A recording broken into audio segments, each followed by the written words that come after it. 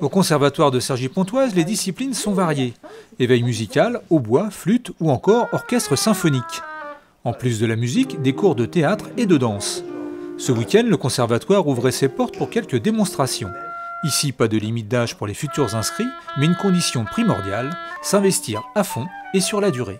La particularité du C2R, c'est qu'elle offre effectivement un parcours diplômant et un parcours, au bout d'un moment, pour ceux qui en ont l'envie, de s'orienter vers un avenir professionnel. On a, c'est vrai, à travers le parcours diplômant en particulier, une exigence, apprendre un instrument, faire de la danse, faire du théâtre, c'est s'inscrire sur le long terme, c'est s'inscrire sur un travail, si possible, quotidien. Une exigence qui n'empêche pas le public de venir s'inscrire simplement pour s'initier ou pratiquer quelques heures par semaine.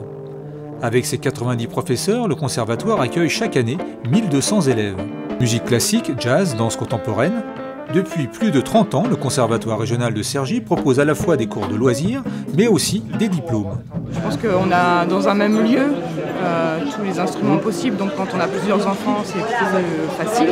Les professeurs du conservatoire en demandent beaucoup, plus que dans une école de musique, donc si l'enfant est capable de l'assumer, très bien. On aime beaucoup la musique dans notre famille. Il faut dire qu'à Cergy, paradoxalement, c'est une grande ville et il n'y a pas beaucoup d'offres pour les tout-petits et pour la musique notamment. Donc ça reste la référence. Après avoir fait un peu de repérage à l'occasion de cette journée porte ouverte, il ne reste plus qu'à s'inscrire. Pour les plus hésitants, il reste encore jusqu'au 12 septembre pour faire son choix.